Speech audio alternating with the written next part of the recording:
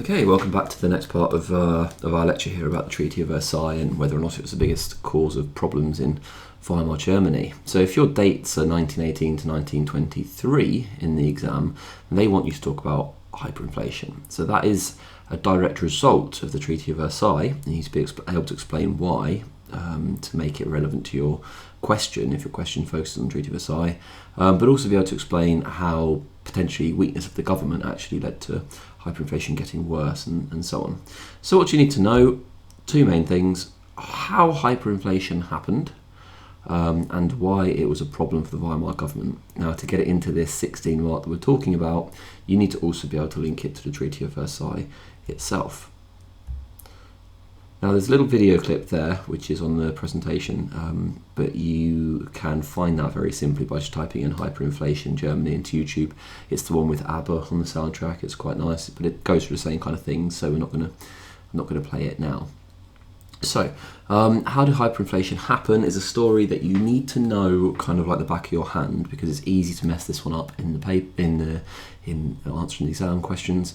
But it could be a 9 marker, it could be in a 12 marker, it could be in a 16 marker, or you could get that picture that we're about to see at the bottom in a 4 marker, because I've done quite a lot, or something similar. So you need to understand it. So why did it happen? Now, you can start it at the Treaty of Versailles by talking about how Germany owed Belgium and France money, which is what we talked about at the beginning in terms of reparations. Use that word reparations because that's what they called it. And Germany could not afford reparations.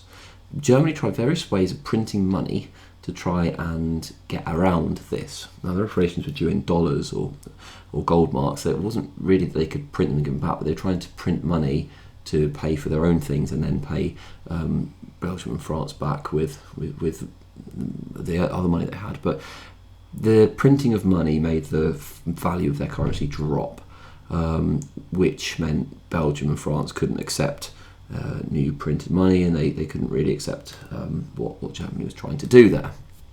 So Belgium and France realised that Germany was not going to be able to pay. Germany stopped paying, and so they marched into the Ruhr, not to be confused with the Saar, which they already owned, but the Ruhr was another rich coal mining area of Germany, and they thought they could take their reparations in coal and other products. Good idea. However, the German government then tells the workers to go on strike. As we know, the German government loves a strike, which is a very popular, very nationalistic thing to do. Don't give way to the French, they say.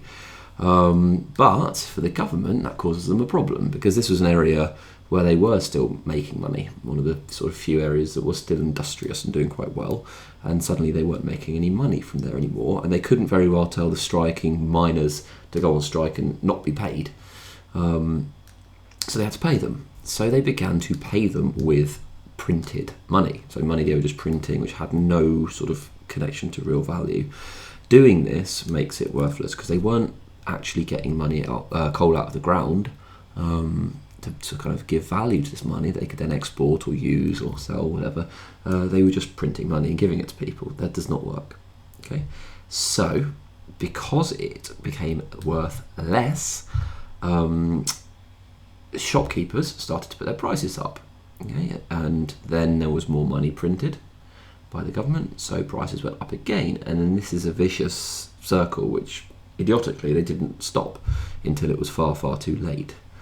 And we get this situation at the bottom with this picture where people are literally burning banknotes because it's worth less than coal or wood.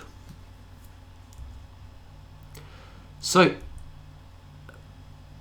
another question that you might get is who was hit badly by hyperinflation. Now, for the relevance to the 16 marker that we're talking about, you only need to focus on the people that didn't do very well, but it is possible you will get a question about the effects of hyperinflation, maybe a 12 marker or something like that. So we need to know them anyway, so we're going to go through them. So there are 3 groups: those who were hit hard, those who are not much affected, and those who actually did quite well out of it. So we'll start off with the hit hards over here. Okay. So the first group who were hit hard, and the biggest group, the most important group, is people with savings. German people at the time were kind of notoriously conservative and looked after their money and put money aside for a rainy day. And overnight, life savings became worthless. This is a huge number of people, and it made them very angry with the Weimar government. Now, most of these people, or the people that were the worst affected within this group, were old people, because old people had more time to save. So they'd spent their whole life saving up. Let's say they'd saved up 1 million marks, and that was enough in 1919 rather, to buy a flat to retire to. But then they then are told, a few weeks after the hyperinflation starts in 1923, they're told actually that won't buy you any more than a loaf of bread. They are going to be very angry. Linking back to the problems for the Weimar government, it makes them look weak. They'd worked for longer, building up their savings, and finally they live off pensions. Now, for those of you who are probably studying this for GCSEs, probably don't even think about pensions, but they are very important, and every month people put hundreds of pounds aside to contribute to a pension so that when they retire they'll get a certain amount back. Normally, if you live long enough, you make a profit on your pension. You make more back than you've put in. They're very important, but if your pension pot, as it's called, is worth a million marks, again, got the same concept. You could withdraw the whole thing to buy yourself a coffee.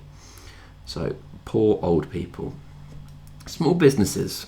Crazy pricing made trading difficult, as we've seen or as you can see if you have a look at some pictures of hyperinflation. You'll see people walking around with wheelbarrows full of money, just like this one at the bottom here.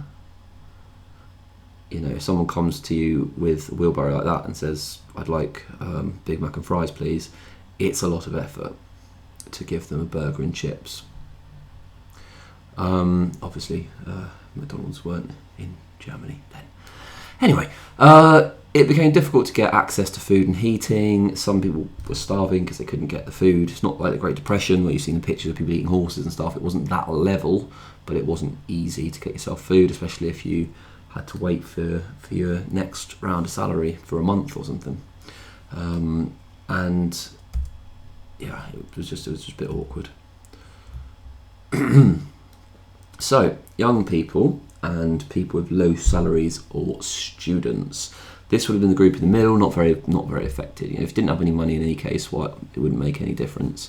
People paid weekly, a little bit not affected, but a little bit they are. So in one respect, their salaries would go up to match the inflation that was happening. So their salary might go from £1,000 marks a week to 10 million marks a week the next week. But clearly they don't have to rush to shops, spend their money immediately. So they are still a bit affected. Perhaps they should go over here more than in here. But it's certainly better than people who pay monthly, who'll get their 100 marks, and by the end of the month, that won't even buy them anything at all. So, super rich people. These people, as ever, do okay because they're so rich that they've got money in different currencies, they've got money in shares, they've got money in land. They don't have to worry just about having money in marks. They might have dollars and so on and so forth. And actually, in that case, if they've got dollars, they're actually very attractive to other people in terms of other people might wish to sell their companies or businesses as a way of getting some dollars. A lot of them had land, and like the farmers we're going to talk about in a minute, could feed themselves, so they weren't affected by food shortages, and they would have had powerful contacts, could get support from other countries, dollars and so on. Farmers, they didn't do too badly out of hyperinflation because they could eat their own food, so they're not going to starve, but also the one thing that is always going to be purchased, regardless of how much it costs, is food, because you don't have food, you die. So farmers' food prices actually went up, and whilst the money was fairly useless by the end of it, for a portion of the hyperinflation, they were making a lot of money out of selling food.